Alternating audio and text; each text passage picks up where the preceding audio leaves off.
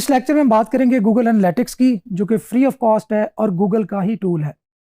Last lecture में हमने देखा कि गूगल सर्च कंसोल किस तरह हमें डेटा प्रोवाइड करता है और हमें वेबसाइट की परफॉर्मेंस के बारे में अपडेट करता है।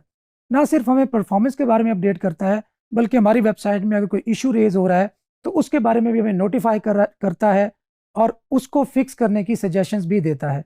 आज हम देखेंगे कि गूगल एनालिटिक्स, जो कि बेसिकली एक रिपोर्टिंग टूल है, किस तरीके से हमारी हेल्प करता है और यूजर्स जब हमारी वेबसाइट पे लैंड करते हैं तो उन्होंने हमारे वेबसाइट के साथ किस तरह इंटरेक्ट किया, उसके बारे में हमें इंफॉर्मेशन प्रोवाइड करता है। गूगल एनालिटिक्स डिसीजन मेकिंग के लिए और हमारे यूजर्स के हमारी वेबसाइट के साथ इंटरेक्शन को लेकर एक बहुत इंपॉर्टेंट टूल है। हमारी वेबसाइट पे लैंड करने के बाद यूजर का एक्सपीरियंस कैसा रहा, उसने हमारी वेबसाइट पे कितना टाइम स्पेंड किया और हमारी वेबसाइट को कितनी देर उसने विजिट किया और क्या पहले पेज से ही कहीं लीव करके वापस तो नहीं चला गया। और इसके साथ साथ हम देखते हैं कि उसने हमारी वेबसाइट के कितने पेजेस विजिट किए एक सेशन के दौरान। इसके साथ साथ गूगल एनालिटिक्स हमें बहुत सारे डेमोग्राफिक्स के यूज़र कहाँ से था, किस सिटी से था, किस कंट्री से था, उसकी स्क्रीन की रेजोल्यूशन क्या थी, वो कौन सा ब्राउज़र यूज़ कर रहा था, और इसी तरह की बहुत सारी लातादाद इंफॉर्मेशन प्रोवाइड करता है, जिससे हमें हेल्प मिलती है कि हम अपनी वेबसाइट की बेहतरी के लिए कुछ एक्शंस, कुछ ट्वीक्स परफॉर्म कर सकें। अभी हम प्रैक्टिकली देखेंगे कि गूगल एनालिटिक्स को सेटअप किस तरह करना है और उसमें दिए गए इस इंफॉर्मेशन को किस तरीके से बेटर हम यूटिलाइज कर सकते हैं और यूजर एक्सपीरियंस और गूगल एनालिटिक्स का आपस में क्या ताल्लुक है। आज तक हम बहुत बात करते आए कि यूजर एक्सपीरियंस बहुत इंपॉर्टेंट चीज़ है। ये एक रैंकिंग सिग्नल है जिसकी बेस पर गूगल हमारी वेबसाइट को रैंक या डी रैंक करता है। और अब हम देखेंगे कि किस तरह गूगल एनालिटिक्स हमारी हेल्प करता है कि हम उस यूज़र एक्सपीरियंस को बेहतर अंडरस्टैंड कर सकें कि हमारी वेबसाइट सर्च इंजन में बेहतर परफॉर्म करेगी या नहीं करेगी। तो चलते हैं गूगल एनालिटिक्स के सेटअप और कॉन्फ़िगरेशन और साथ ही किस तरीके से उसका डेटा हमारी हेल्प करेगा उसकी तरफ। गूगल एनालिटिक्स को सेटअप करने के लिए सबसे पहले आपने अपनी वेबसाइट में लॉगिन कर लेना है और एक प्लगइन इंस्टॉल कर लेना है, इंसर्ट हेडर एंड फुटर। यहाँ से मैं सर्च कर लूँगा प्लगइन का नाम, इंसर्ट हेडर एंड फुटर का जो प्लगइन है ये हमारी हेल्प करता है कि हम कोई भी कोड अपनी वेबसाइट के हेडर सेक्शन में या फुटर सेक्शन में ऐड कर सकें। तो आपने इसको इंस्टॉल कर लेना है और एक्टिवेट कर लेना है। साथ ही आपने गूगल पे जाना है और वहाँ लिखना है गूगल एनालिटिक्स। आप गूगल एनालिटिक्स को डायरेक्टली भी एक्सेस कर सकते हैं google.com/analytics पे। यहाँ पे मैं गूगल एनालिटिक्स पे क्लिक करता हूँ, स्टार्ट मयरिंग। अब मेरा अकाउंट की डिटेल मुझसे पूछ रहा है। अच्छा, यहाँ पे कुछ डेटा शेयरिंग की परमिशंस लेता है गूगल, आप इसको सिंपली एज इट इज़ रहने दे सकते हैं। प्रॉपर्टी नेम आप इसका सेम नाम रख सकते हैं। रिपोर्टिंग टाइम जोन, आप किस टाइम जोन के लिहाज से रिपोर्ट्स दिखाए आपको, तो वो यहाँ से आप सेट कर सकते हैं। ओके, शो एडवांस्ड ऑप्शंस, इसको आप डिसेबल ही रहने दें और यहाँ पे आप नेक्स्ट पर क्लिक कर दें। यहाँ से आपकी बिजनेस इंफॉर्मेशन, आप इसको सिंपली स्मॉल वेबसाइट है हमारी, इंडस्ट्री कौन, आप जो भी इंडस्ट्री है आपकी, बिजनेस या कुछ भी है उससे रेलेवेंट आप पुट कर लें। आप यहाँ से कोई ऑप्शन सेलेक्ट कर लें, इससे कोई ज़्यादा फ़र्क नहीं पड़ता। यहाँ पे I also accept the data processing terms as required by GDPR, I accept. और यहाँ पे आपको इसको सेव कर लें। अगर आप चाहते हैं कि आपको इससे रिलेटेड ईमेल्स भी रिसीव हों तो आप इनको इनेबल कर सकते हैं, अदरवाइज सिंपली इसको सेव कर दें। इस टूर को आप सिंपली क्लोज कर सकते हैं। अच्छा, यहाँ से आपको पूछ रहा है कि प्लेटफॉर्म आपका कौन सा है, क्या वेबसाइट है, एंड्रॉयड ऐप है या iOS ऐप की परफॉर्मेंस को आप मेजर करना चाह रहे हैं। तो हमारी वेबसाइट है। अब यहाँ से वेबसाइट का हमने URL देना है।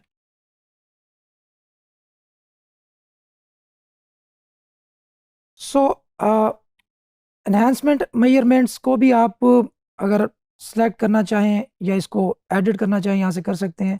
क्रिएट स्ट्रीम, ओके, यहाँ पे आपको, आप थोड़ा सा स्क्रॉल करके नीचे आएंगे तो आपको ग्लोबल साइट टैग, इस पर क्लिक करेंगे और यहाँ पे आपको एक कोड दिखाई देगा, उसको आपने सिंपली कॉपी कर लेना है।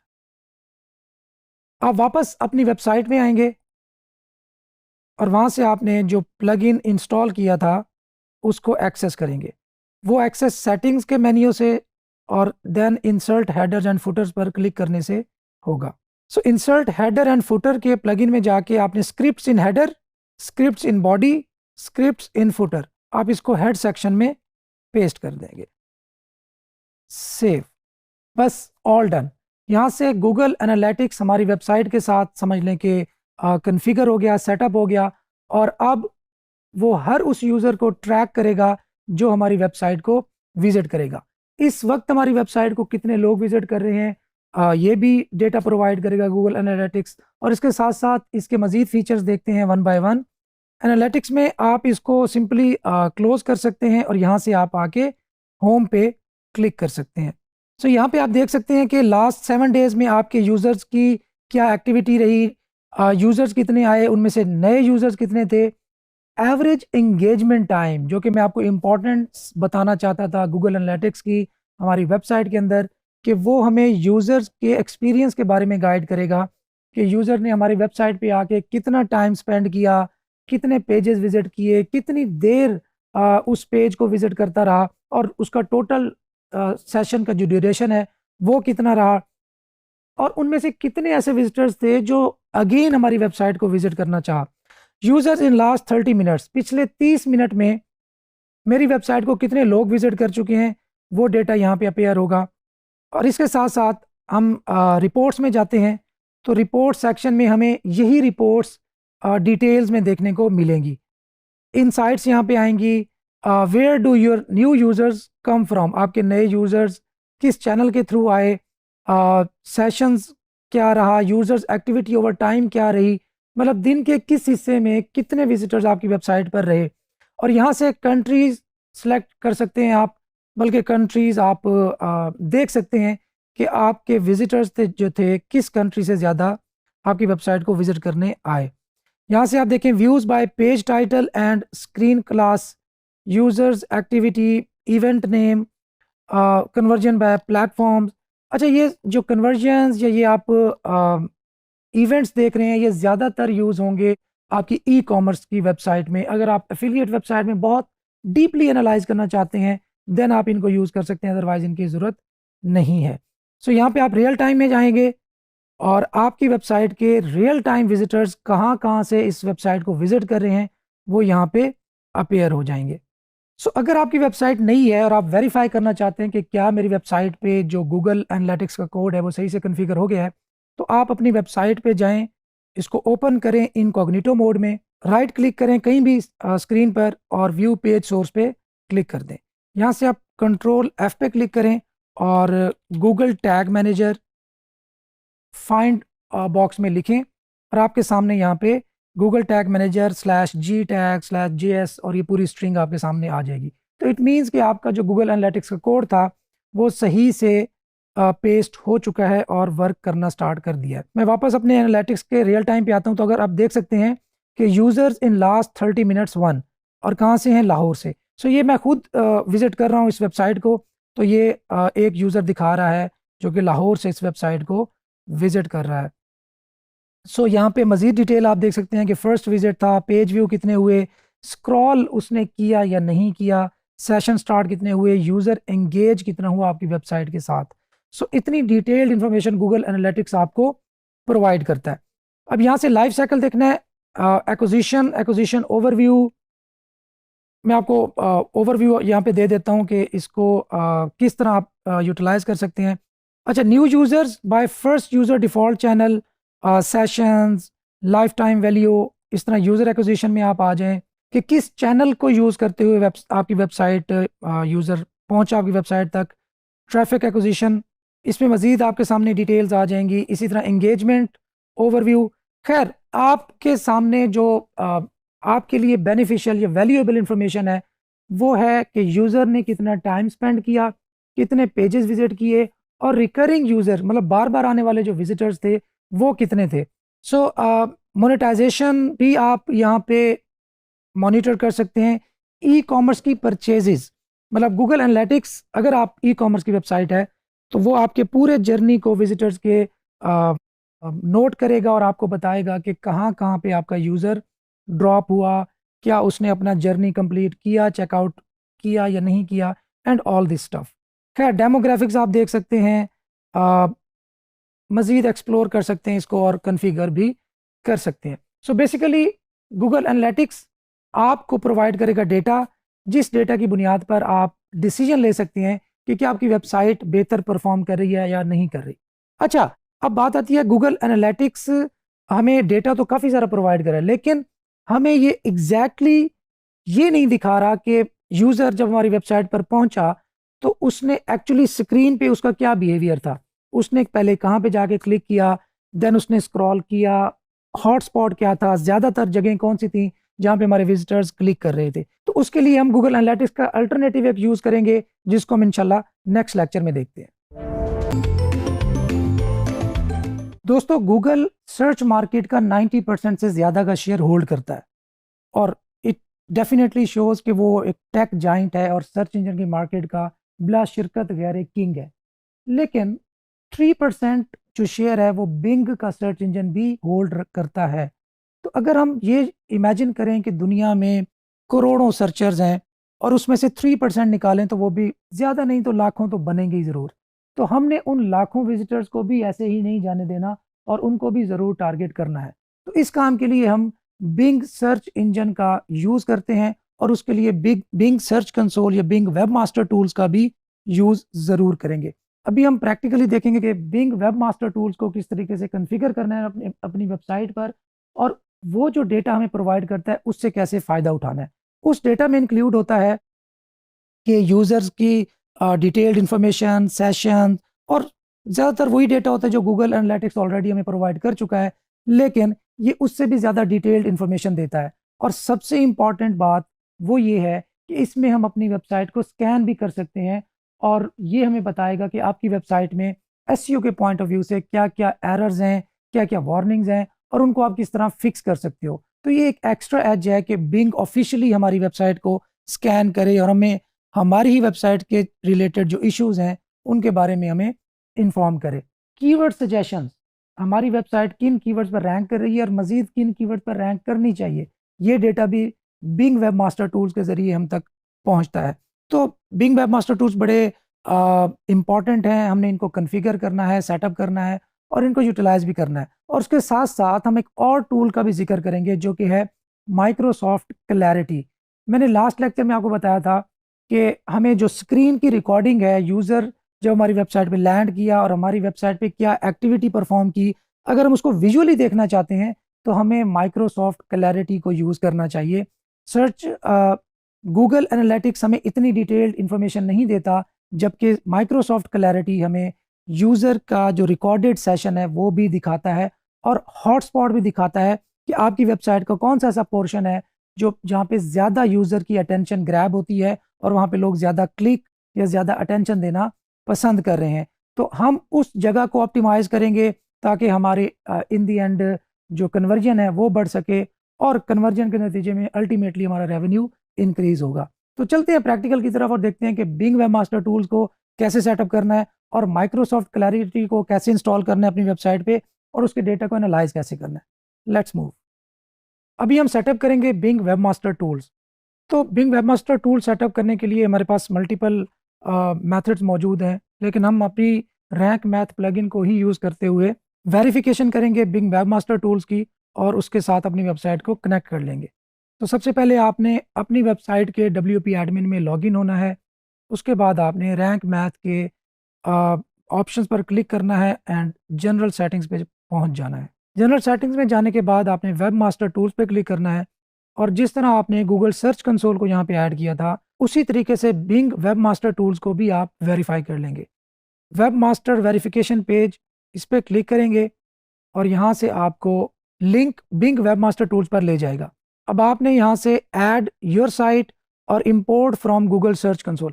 अब आपके पास दो ऑप्शन है। अगर आपकी website already Google search console के साथ कनेक्ट हो चुकी है तो आप सिंपली इंपोर्ट पे क्लिक कर सकते हैं, या अगर आप इसको स्टैंड अलोन ऐड करना चाहते हैं तो आप यहाँ पे ऐड पे क्लिक करके सिंपली जिस तरह हमने सर्च कंसोल को वेरीफाई किया था, कोड कॉपी करके वहाँ पेस्ट किया था, उसी तरीके से आप अपने कोड को इंसर्ट हेडर एंड फुटर्स वाले प्लगइन में भी पेस्ट कर सकते हैं, या आप simply import from Google search console पे क्लिक करके ऑलरेडी जो डेटा सर्च कंसोल में मौजूद है गूगल के, उससे कनेक्ट कर सकते हैं। So continue to search console पे क्लिक करते हैं। यहाँ से मुझसे जीमेल की ऑथेंटिकेशन लेगा ताकि मेरा गूगल अकाउंट यहाँ से लिंक हो जाए। View search console data for your verified sites allow करता हूँ, और यहाँ से वो मेरे सर्च कंसोल में मौजूद वेबसाइट्स की लिस्ट शो करवा देगा। यहाँ से जिस वेबसाइट को मैंने ऐड करना है सिर्फ उसी को सिलेक्ट रखूँगा, बाकियों को मैं अनसेलेक्ट कर दूंगा। इंपोर्ट पे क्लिक किया और मेरा सर्च कंसोल का जो डेटा है वो बिंग वेब मास्टर टूल्स में इंपोर्ट हो चुका है। डन पे क्लिक किया और यहाँ से site dashboard, messages, clicks from search, appeared in search, pages crawled, कितने पेजेस क्रॉल हुए, कितने पेजेस इंडेक्स हुए, उन सब की डिटेल शो करवा देगा। इन सब की डिटेल्स देखने के लिए मैं अपनी वेबसाइट पे क्लिक करता हूँ और ये मुझे मेन वेबसाइट्स के डैशबोर्ड पर ले गया। यहाँ से मैं अपनी वेबसाइट को कॉन्फ़िगर कर सकता हूँ, साइट मैप्स को, रिपोर्ट्स देख सकता हूँ, यूआरएल्स को सबमिट कर सकता हूँ जिस तरह हमने सर्च कंसोल में किया था गूगल के, क्रॉलर को कंट्रोल कर सकता हूँ, किसी यूआरएल को ब्लॉक कर सकता हूँ, और ये सारी चीज़ों को मैं वन बाय वन परफॉर्म कर सकता हूँ। अभी मैं वेरीफाई ओनरशिप करता हूँ तो मेरी वेबसाइट ऑलरेडी वेरीफाइड है क्योंकि मैंने उसको कनेक्ट कर दिया। तो यहाँ से ये सारे एक्शन मैं परफॉर्म कर सकता हूँ। अच्छा, ये तो था बिंग वेबमास्टर टूल्स का ओल्ड डैशबोर्ड। अगर आप नए डैशबोर्ड पे जाना चाहते हैं तो आपको यहाँ पे क्लिक करना पड़ेगा। तो यहाँ पे आपको नए डैशबोर्ड में पहुँच गए। सेम तकरीबन वही सेटिंग्स हैं जो ओल्ड डैशबोर्ड में थी। आप अपने सर्च की परफॉर्मेंस देख सकते हैं कि आपकी वेबसाइट पे कितने विजिटर्स आए, क्या सर्च करके आए, और ओवरऑल परफॉर्मेंस क्या रही। अगर आप अपनी वेबसाइट को इंस्पेक्ट करना चाहते हैं तो आप यूआरएल इंस्पेक्शन के टूल में जाएंगे। ये सिमिलरली वैसे ही काम करेगा जैसे गूगल सर्च कंसोल में यूआरएल इंस्पेक्शन का टूल करता था। साइट मैप्स को सबमिट करना है, व्यू करना है, index now, URL submission, SEO की रिपोर्ट देखनी है, आपकी वेबसाइट पे कितने बैकलिंक्स आ रहे हैं डिफरेंट वेबसाइट से। डेफिनेटली आप गूगल सर्च कंसोल का डेटा भी यूज़ कर सकते हैं और बिंग का डेटा भी यूज़ कर सकते हैं फॉर एनालाइजिंग बैकलिंक्स। इस तरह keyword research, SEO report, site scan, जिसका मैं भी जिक्र कर रहा था कि आप अपनी वेबसाइट को स्कैन कर सकते हैं कि आपकी वेबसाइट की परफॉर्मेंस किस तरह की होनी चाहिए, उसमें किस तरह की इम्प्रूवमेंट्स की ज़रूरत है, और ये आपको Bing web master tool suggest करेगा। मज़ीद कन्फिग्रेशन, क्रॉलर को कंट्रोल करना है, कुछ एनहांसमेंट्स करनी है, robo.txt, जिस तरह हम गूगल सर्च कंसोल में robo.txt टेस्ट करते थे, ये भी हमें ऑप्शन देता है कि आप robo.txt को टेस्ट कर सकें। अच्छा, यहाँ पे एक और टूल हमारे सामने आता है जिसका नाम है माइक्रोसॉफ्ट क्लैरिटी। ये बहुत ही इंपॉर्टेंट टूल है। बिंग वेबमास्टर टूल्स को मैंने जस्ट ओवरव्यू दिया है क्योंकि ऑलमोस्ट सेम सेटिंग्स हैं जो हम गूगल सर्च कंसोल में भी देख चुके हैं, इसलिए हम मूव करते हैं माइक्रोसॉफ्ट क्लैरिटी की तरफ। आपने यहाँ पे क्लिक करना है। अब आप देख सकते हैं कि सेशन प्लेबैक्स, ये आपको जो रियल विजिटर आपकी वेबसाइट पे आया उसको रिकॉर्ड करके आपको शो करेगा कि वो वेबसाइट पे आपकी लैंड किया, कितने टाइम उसने वहाँ पे स्पेंड किए, किस तरीके से आपकी पेज को स्क्रॉल किया, और उसकी ड्यूरेशन क्या थी, एंड ऑल दैट। सो आप ये देख सकते हैं कि वेब यूज़र आपके यहाँ पे लैंड किया, उसने कर्सर को यू मूव किया और यहाँ पे क्लिक किया, ये आपको सारा कुछ शो करा देगा। हीट मैप्स, जिसको मैं हॉटस्पॉट कह रहा था, दोनों सेम चीज़ें हैं। हीट मैप्स को किस तरह यूटिलाइज करना है कि आपकी वेबसाइट पे मेन जो बिजी एरिया है वो कौन सा है, इनसाइट्स भी आपको शो करेगा, ओवरऑल कहाँ पे क्लिक होते हैं, कौन सा हीट मैप एरिया है, and all that. So add your site to Clarity, मैं यहाँ से ऐड पे क्लिक कर लेता हूँ। I have read and accept terms में क्लिक कर लेता हूँ और एक्सेप्ट कर लेता हूँ। अच्छा, यहाँ पे ये मुझे कोड दे रहा है, इसको मैं कॉपी करूँगा, वापस जाऊँगा, सेटिंग से मेन्यू में जाऊँगा, इंसर्ट हेडर एंड फुटर पे जाऊँगा, और यहाँ पे मैं एंटर पे क्लिक करके नीचे पेस्ट कर दूँगा। सेव पे क्लिक किया और माइक्रोसॉफ्ट क्लैरिटी ऐड हो गई मेरी वेबसाइट पे। Proceed, go to Clarity. Now Bing webmaster tool से मैंने जंप किया है माइक्रोसॉफ्ट क्लैरिटी पे। माइक्रोसॉफ्ट क्लैरिटी में लॉगिन करने के लिए मैं गूगल के ज़रिए भी लॉगिन कर सकता हूँ, फेसबुक के ज़रिए कर सकता हूँ, और माइक्रोसॉफ्ट के ज़रिए भी कर सकता हूँ। सो मैं सेम एक ही गूगल का अकाउंट है उसी को यूज़ कर रहा हूँ। ताकि मुझे ज़्यादा अकाउंट्स के नाम भी याद ना रखना पड़े, और डेफिनेटली उसमें ज़्यादा अकाउंट्स ऐड भी ना करने पड़े। सो ऑलरेडी एडिड है, वहाँ पे डैशबोर्ड है, it may take up to 2 hours. So हमने अभी अभी वेबसाइट को ऐड किया है, वो कहता है 2 घंटे लगेंगे मुझे डेटा कलेक्ट करने में, और उसके बाद मैं आपको आपके यूज़र्स की रिकॉर्डिंग्स, हीट मैप्स, ये दोनों चीज़ें शो करवाने के काबिल हो जाऊँगा। सो ये बहुत इंपॉर्टेंट है। देखिए, आपको पता चले कि एक्चुअली आपकी वेबसाइट पर यूज़र कहाँ पे आया, कैसे उसने कर्सर मूव किया, कौन-सी जगह पे ज़्यादा लोग क्लिक करते हैं, और एक-एक इंडिविजुअल जो सेक्शन है उसके बारे में आपको पता चल सके और उसको आप मज़ीद एनहांस कर सकें। समटाइम्स ऐसा होता है कि आप बटन आपका सही काम नहीं कर रहा, उस पे क्लिक नहीं हो रहा और यहाँ से यूज़र कन्वर्ट नहीं हो रहा। यहाँ से आप ये भी आइडिया ले सकते हैं, और ये भी आइडिया ले सकते हैं कि आपके पेज पर किस प्रोडक्ट के साथ यूज़र ने ज़्यादा एंगेज किया, और बाकी प्रोडक्ट को आप इम्प्रूव कर सकते हैं। और इस तरह के डेटा यूटिलाइज़ करने से और उसको एनालाइज़ करने से बहुत ज़्यादा आपके वेबसाइट की जो कन्वर्जन्स हैं वो इंक्रीज़ होंगी। यहाँ से सेटिंग्स हैं, वही नेम चेंज करें, वेबसाइट का यूआरएल, साइट की कैटेगरी, टीम, सेटअप दोबारा करना चाहें तो ये सारी चीज़ें आप यहाँ से परफ़ॉर्म कर सकते हैं। मैं इसको इसलिए बहुत तेज़-तेज़ लेके चल रहा हूँ कि आप इनको मज़ीद एक्सप्लोर कर सकते हैं। यूट्यूब पे बहुत सारी वीडियोज़ भी होंगी जो कि इनको इन डेप्थ एनालाइज़ किया होगा, तो आप वो भी उनसे इस्तिफ़ादा ज़रूर हासिल कर सकते हैं। लेकिन मैंने आपके सामने सेटिंग्स भी कर दी, सेटअप भी कर दिया और उसकी बेसिक कॉन्फ़िगरेशन भी कर दी, और इस डेटा से आप फ़ायदा उठा सकते हैं और अपनी वेबसाइट को बेहतर करना है। डेफ़िनिटली बेहतर करेंगे तो रैंकिंग इम्प्रूव होगी, और उससे अल्टीमेटली हमारा रेवेन्यू इंक्रीज़ होगा, और आखिरकार हमारे जो कंट्री है पाकिस्तान, उसको फ़ायदा होगा। सी यू। कुछ इंपॉर्टेंट पेजेस तकरीबन हर वेबसाइट पर होने चाहिए, जिनमें about us, contact us, privacy policy, terms and conditions और इस तरह के दूसरे जनरल पेजेस। इन पेजेस का फ़ायदा क्या होता है, हम इन्हें यूज़ क्यों करते हैं? सबसे पहले अगर हम बात करें अबाउट अस पेज की, अबाउट अस पेज में हमने अपने बारे में बताना होता है कि हमारी वेबसाइट किस चीज़ से रिलेटेड है और हमारा विजन क्या है, हम इस वेबसाइट के थ्रू अचीव क्या करना चाहते हैं। अगर हम अफिलिएट कर रहे हैं तो हम उसमें यही बताएंगे कि हम आपकी इन्फॉर्मेशन में इजाफा करना चाहते हैं, हम ये चाहते हैं कि आपको डिसीजन मेकिंग में आसानी हो और हम आपकी हर तरह से मदद कर सकें। अपने बारे में बताएंगे कि हमारी ऑर्गेनाइजेशन ये है, ये चीज़ें परफॉर्म करती है, उसका मिशन स्टेटमेंट आप बता सकते हैं। तो इस तरह आप कॉन्टैक्ट अस बहुत ही ज़्यादा इंपॉर्टेंट पेज है। देखें, बहुत सारे लोग, जब आपकी वेबसाइट रैंक करेगी और सेल्स जनरेट करेगी, तो आपसे बहुत सारे लोग कांटेक्ट करना चाहेंगे। वो डिफरेंट रीज़न की बेस पर हो सकता है। बहुत सारी ऐसी कंपनीज आपसे कांटेक्ट करना चाहेंगी जो आपको कहेंगे कि यार अमेज़ॉन का लिंक आप हटा दो, आप उसकी जगह पे हमारा लिंक यूज़ करो, तो हम आपको ज़्यादा परसेंटेज देने को तैयार हैं। इस तरह बहुत सारे लोग आपसे कांटेक्ट करेंगे कि हम आपको इतने डॉलर्स देते हैं, आप अपनी वेबसाइट पर हमारी कंपनी को कवर करो या उसके बारे में लिखो।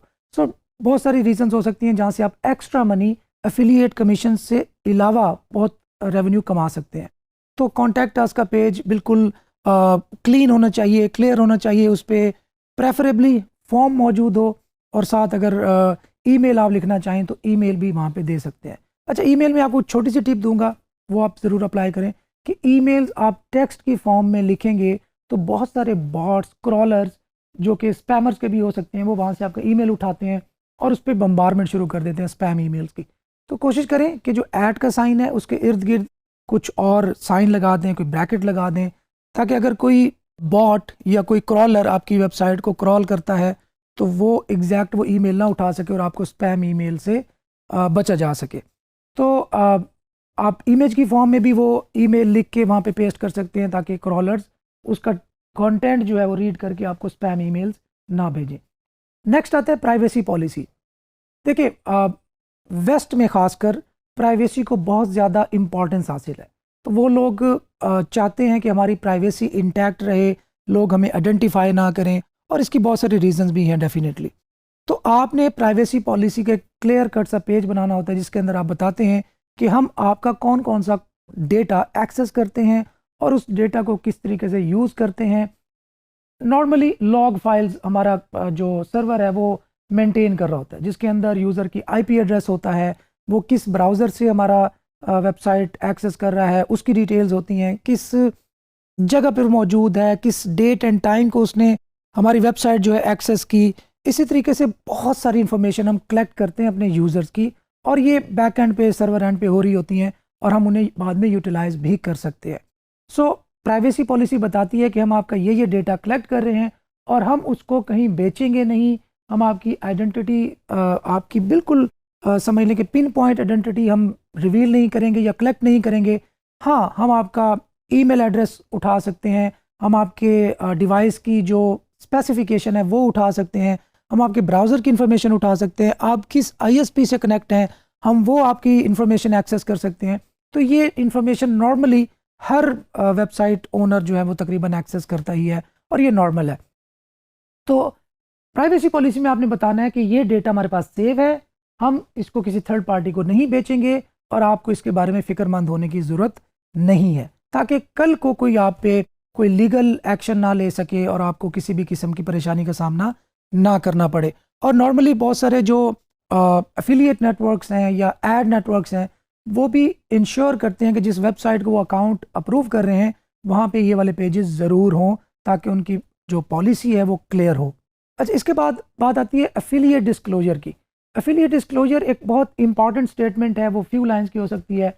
आपको याद हो तो हमने नीच रिसर्च में एक स्ट्रिंग गूगल पे सर्च की थी, और उसके थ्रू हमने रिवर्स इंजीनियर किया था कुछ वेबसाइट्स को फॉर आवर नीच रिसर्च। तो वो स्टेटमेंट हम क्यों देते हैं? वो एक्चुअली एफिलिएट नेटवर्क्स की रिक्वायरमेंट होती है। अमेज़ॉन की अगर हम बात करें तो अमेज़ॉन कहता है कि आप अपनी वेबसाइट पे ये ज़रूर मेंशन करो कि आप एफिलिएट का प्रोग्राम यूज़ कर रहे हो अमेज़ॉन का, और आप उसके थ्रू अर्न कर रहे हो, और आप डायरेक्ट जो प्रोडक्ट्स है वो नहीं बेचते, बल्कि आप हमारे थ्रू प्रोडक्ट्स बेचते हो और उसका रेवेन्यू आप अर्न करते हो। तो जो डिस्क्लोजर है, ये भी मैं आपको अभी प्रैक्टिकली ये सारे पेजेस जनरेट करना सिखाऊंगा, और इसको कैसे यूज़ करना है वो भी सिखाऊंगा। अच्छा, इसके साथ साथ टर्म्स एंड कंडीशंस का भी पेज हो सकता है। अच्छा, अब यहाँ पे बात आती है कि यार ये पेजेस जनरेट कैसे करने हैं। तो जो प्रेफर्ड वे है वो तो यही है कि आप खुद इन पेजेस का कंटेंट लिखें या किसी लॉयर से लिखवाएं, ताकि आपको किसी भी किस्म की परेशानी का सामना ना करना पड़े। लेकिन बीइंग इन पाकिस्तान हम बहुत सारे शॉर्टकट्स भी यूज़ कर सकते हैं, जिसके अंदर बहुत सारी ये पेजेस के जनरेटर्स, जिस तरह प्राइवेसी पॉलिसी जनरेटर या अबाउट अस जनरेटर, इस तरह की वेबसाइट्स मौजूद हैं जो हमें ये डेटा, हम उनको अपना डेटा देते हैं, अपनी वेबसाइट का यूआरएल देते हैं, अपने ईमेल देते हैं, जो भी वो इन्फॉर्मेशन हमसे आस्क करता है, तो वो हमें पूरी प्राइवेसी पॉलिसी जनरेट करके दे देता है, और हम उसको अपनी वेबसाइट पे यूज़ कर सकते हैं। एक और इम्पॉर्टेंट बात याद रखने वाली है कि आप इन पेजेस के लिंक्स अपनी वेबसाइट पे यहाँ भी यूज़ करें। प्रेफरेंस तो यही है कि अपने बिल्कुल फुटर में यूज़ करें, हेडर में या कहीं साइड बार में, कहीं इंपॉर्टेंट लोकेशन पे यूज़ करने की ज़रूरत नहीं है। अच्छा, जहाँ भी यूज़ करें तो इनको आप नो फॉलो कर दें। नो फॉलो का टैग भी अभी आपको मैं लगाना सिखाऊंगा कि किस तरीके से आपने इन लिंक्स को नो फॉलो करना है, ताकि जो आपकी वेबसाइट के इंपॉर्टेंट पेजेस का जो लिंक जूस है, जो अथॉरिटी है, वो इन पेजेस को, जो कि एसईओ के पॉइंट ऑफ व्यू से अनइम्पॉर्टेंट पेजेस हैं, उनको पास ना हो। तो अभी हम चलते हैं प्रैक्टिकली देखते हैं कि इन पेजेस को जनरेट कैसे करना है और अपनी वेबसाइट पे कैसे यूज़ करना है। Let's go. सो हम अभी बात कर रहे थे कुछ इंपॉर्टेंट पेजेस की, जिसके अंदर privacy policy, about us, contact us और इस तरह के दूसरे पेजेस शामिल हैं। तो अभी हम प्रैक्टिकली देखेंगे कि किन किन चीज़ों का आपने ख्याल करना है, और ये पेजेस के जो लिंक्स होंगे ये आपने कहाँ पे शो करवाने हैं। सबसे पहले आप अपनी वेबसाइट में एडमिन पैनल में चले जाएं, और यहाँ से आप एक न्यू पेज क्रिएट कर लें। ऐड न्यू पे क्लिक करेंगे। ओके, प्राइवेसी पॉलिसी लिखने के बाद आप गूगल पे जाएंगे और लिखेंगे प्राइवेसी पॉलिसी जनरेटर। आप रेफरेंस तो यही है कि आप खुद लिखें, लेकिन अगर आप खुद नहीं लिख सकते तो आप फ्री प्राइवेसी जनरेटर्स कुछ टूल्स होते हैं गूगल पर मौजूद हैं, वो आप यूज़ कर सकते हैं। सो ये सेकंड जो वेबसाइट है प्राइवेसी पॉलिसी जनरेटर .info, ये आपको 100% फ्री प्राइवेसी पॉलिसी प्रोवाइड करती है। तो यहाँ पे आप कंपनी का नाम लिखेंगे, यहाँ पे वेबसाइट का नाम लिखेंगे, और यहाँ पे अपनी वेबसाइट का आप URL दे देंगे।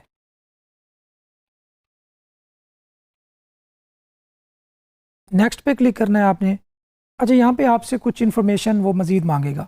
Do you use cookies on your website? Definitely हम अगर कोई थर्ड पार्टी कोई हम ऐप यूज़ कर रहे हैं, कोई कोड यूज़ कर रहे हैं, जैसे कि गूगल एनालिटिक्स या माइक्रोसॉफ्ट क्लैरिटी यूज़ किया, अगर हम अमेज़ॉन के एफिलिएट लिंक यूज़ करेंगे, इसी तरह अगर हम गूगल एडसेंस यूज़ करते हैं, और या कुछ और प्रोग्राम जो कुकीज़ हमारे कंप्यूटर पे मतलब ब्राउज़र पे बनाते हैं, तो इस मैटर में हम इसको यस ही करेंगे कि हाँ कुकीज़ और बनेंगी। कुकीज़ क्या होती हैं ये खैर एक इरेलेवेंट सी बहस है, फ़िलहाल हम इस पर नहीं पढ़ते, तो हम यस पे क्लिक करते हैं। Do you show advertising through Google AdSense on your website? हाँ, मे बी हम गूगल एडसेंस भी अपनी वेबसाइट पे शो करें, तो यहाँ भी यस कर लेते हैं। Do you show advertising from third party except Google? Yes, हम ये भी करेंगे क्योंकि हम अमेज़ॉन के एड्स हो सकता है यूज़ कर रहे हों या कोई थर्ड पार्टी एड यूज़ कर रहे हो।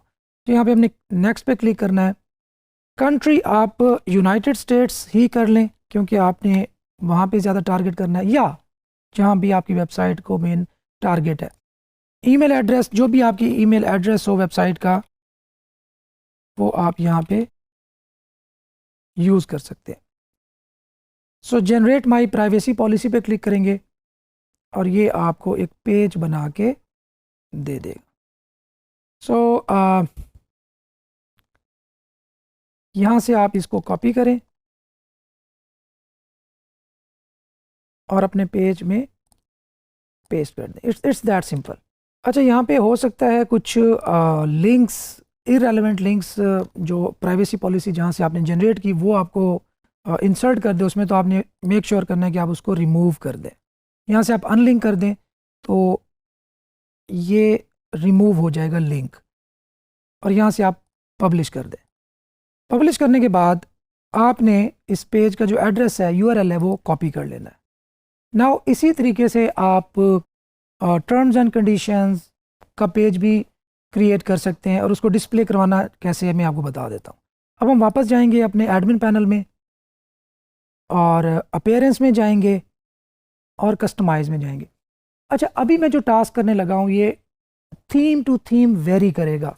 हो सकता है आप कोई और थीम अगर यूज़ कर रहे हैं तो उस पे ये लिंक डिस्प्ले करवाने का तरीका मुख्तलिफ हो। अगर आप कैडेंस यूज़ कर रहे हैं तो उस पर ये तरीका होगा। नॉर्मली सिमिलर ही होते हैं, थोड़ा बहुत फ़र्क होता है, वहाँ पे टेक्स्ट का फ़र्क हो सकता है, लिंक्स की नेविगेशन का फ़र्क हो सकता है, वरना मेन चीज़ यही रहती है कि आपने फुटर में जाके वो लिंक्स शो करवाने हैं और फुटर मेन्यू में। सो इससे भी पहले मैं एक मेन्यू बनाता हूँ अपीयरेंस में जाके मेन्यूज़ में। सो मेन्यू सेक्शन में आके आपने क्रिएट अ न्यू मेन्यू पे क्लिक करना है, और वहाँ से आप फुटर के नाम का या कोई भी आपको जो नाम बेहतर लगे उस नाम से आपने एक मेन्यू क्रिएट कर लेना है। मैं ऑलरेडी फुटर के नाम से एक मेन्यू क्रिएट कर लिया है, और यहाँ से मैं कस्टम लिंक्स में जाके जो URL मैंने कॉपी किया था प्राइवेसी पॉलिसी का वो यहाँ पे पेस्ट किया, और मैंने टेक्स्ट में प्राइवेसी पॉलिसी लिख दिया और ऐड टू मेन्यू पे क्लिक कर दिया। इसी तरह आप अगर आपका कोई कॉन्टैक्ट अस का पेज है या अबाउट अस का पेज है तो उनके लिंक्स आप यहाँ पे पेस्ट करेंगे वो पेज जनरेट करने के बाद, सेम जिस तरह मैंने प्राइवेसी पॉलिसी का किया है। जस्ट यहाँ पे लिख नहीं देना बगैर पेज क्रिएट किए। सो यहाँ पे हमने कर दिया इसको contact us, about us, privacy policy, और जितने भी हमारे इस तरह के पेजेस हैं उनके लिंक हम यहाँ पे पुट कर देंगे। हम अगेन जाते हैं अपीयरेंस और कस्टमाइज में, फुटर में जाएंगे और यहाँ पे आप देखें कॉपीराइट का सेक्शन आपको नज़र आएगा। अच्छा, सबसे पहले तो आपने यहाँ पे जो थीम क्रेडिट का एक ऑप्शन है इसको आपने रिमूव कर देना है ताकि थीम की तरफ हमारा लिंक ना जाए बिला वजह। यहाँ पे आपने पेस्ट कर दिया और इसको आपने पब्लिश कर दिया। अच्छा, यहाँ पे देखिए आप फुटर नेविगेशन इस नाम से आपको अवेलेबल आइटम नज़र आ रहे होंगे।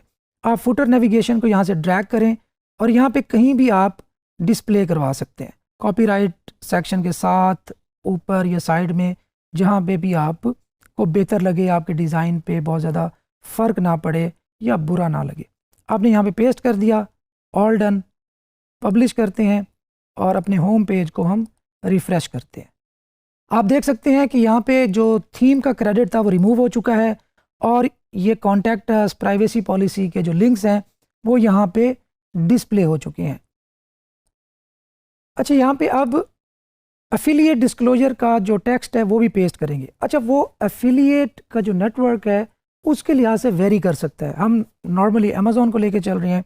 सो फुटर के सेक्शन में जाएंगे, अगेन कॉपीराइट के सेक्शन में जाएंगे और यहाँ पे हम एंटर करके वो जो टेक्स्ट है आप एज इट इज़ यहाँ पे पेस्ट कर देंगे और वेबसाइट के नाम की जगह अपनी वेबसाइट का नाम या यूआरएल पेस्ट कर देंगे। So this is a participant in Amazon affiliate program known as Amazon Associate, which means that we may earn a small commission based on qualifying sales from our affiliate link. So यहाँ से आपने paste कर दिया और इसको publish कर दिया। So ये बेसिक सी कुछ सेटिंग्स थी। आपने ये एफिलिएट, अगर आपका ब्लॉग है तो उस पर आपने ये सेटिंग ज़रूर करनी है, अदरवाइज़ हो सकता है कि आपका जो Amazon एसोसिएट का अकाउंट है वो भी अप्रूव ना हो।